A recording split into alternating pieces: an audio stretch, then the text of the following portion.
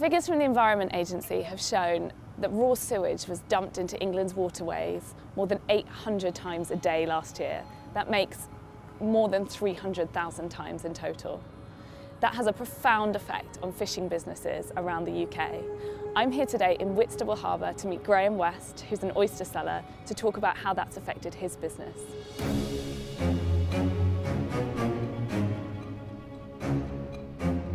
Pollution is a problem that's been in the news over the past few years, and waters around the Kent coast have been particularly affected. Southern Water, the local supplier, was handed a record £90 million fine in 2021 after it was found that between 2010 and 2015, pollution it had dumped caused a long-term deterioration in the quality of shellfish. It hasn't stopped. Analysis by a local campaign group, SOS Whitstable, indicated that Southern Water had discharged 5 months of sewage into the sea in the southeast.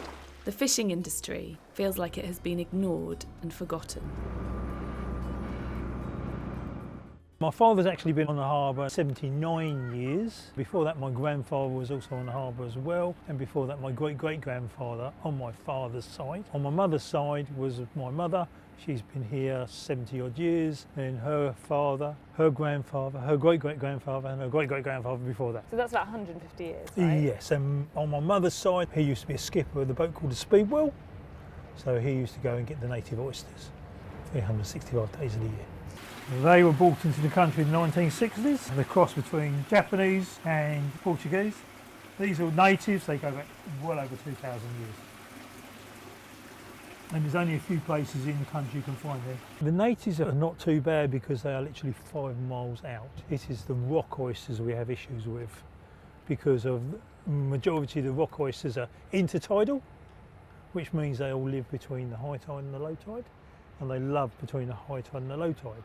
The issues are most of the sewage outlets, which are along the beaches, are on the intertidal range. So you're putting a effluent into areas where there are shellfish pets. Nearly all the country's been closed for norovirus. I buy from Ireland, closed for norovirus. Dorset, closed for norovirus. Hastings, closed for norovirus. And the norovirus is coming from? It is coming from us. Right. It comes from us into the sewage system and then goes into the sea. Right. So it's a pollution issue? Yes, basically yes. You know, whichever way you turn around and say, norovirus is caused because whatever's going through the sewers is not eradicated enough to kill it. If it's eradicated enough, it should kill it. And it's concentrated in the oysters because they filter them. And what happens, they filter them, then they shut up and they keep it in there. And you won't ever get rid of it until they open up and filter again.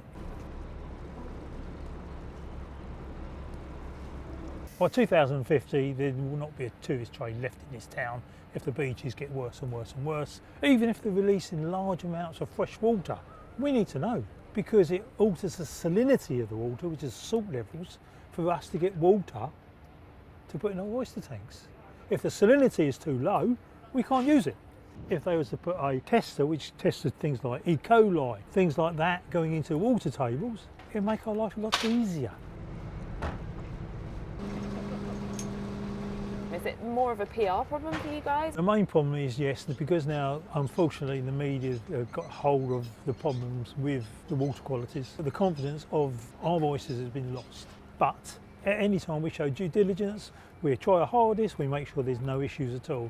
You know, we need to get across to the public that our product is good. An oyster, when it comes in from the sea, has to go in a purification tank for 2 days, and I've increased the length of my time to a minimum of a week. What it means, where you can put 36,000 oysters in my tanks in a week, I'm now down to a maximum of 12,000 oysters. So it's costing a lot more money in electricity, and you cannot sell the same kind of quantity of oysters in the summer months. We have got major issues with other things which we do not know whether it's due to Southern Waters issues or issues from toxicology problems from the Thames estuary, but we've got mass mortality of whelks here, and we lost 90% of the whelks.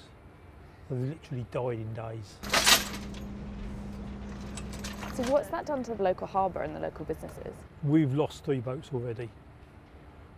Whereas a boat before in July was getting a tonne of whelks a day, they're lucky now to get 200 kilos.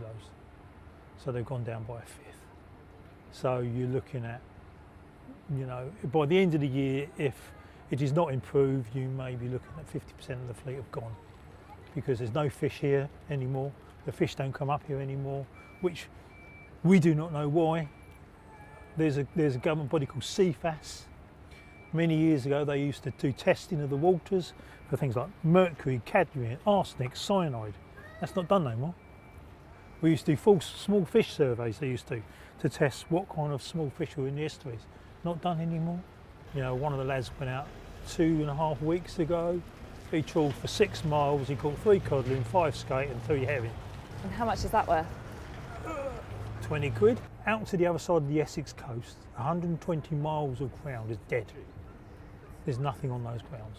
So we're being hit by a perfect storm. We're being hit by electricity prices, we're being hit by mass mortality, we're being hit by diesel, and we're being hit by the lack of confidence in the public. If we'd have been a farmer, these lads would have been getting help and compensation. Fishing industry, we just left. We've got so many people trying to take a bite of every single cherry, so many people trying to put leverage on us. There won't be a boat left in. There's a trawler down there, the red one. It hasn't been to sea for 7 months because there's nothing to catch.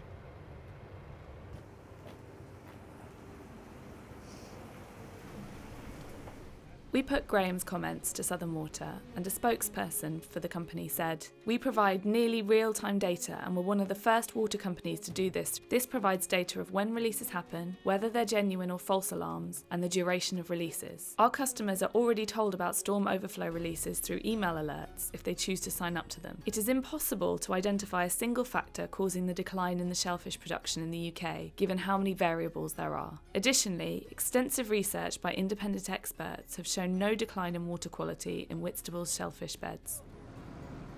If you enjoyed watching this, please subscribe to New Statesman's YouTube channel, where we release videos every week.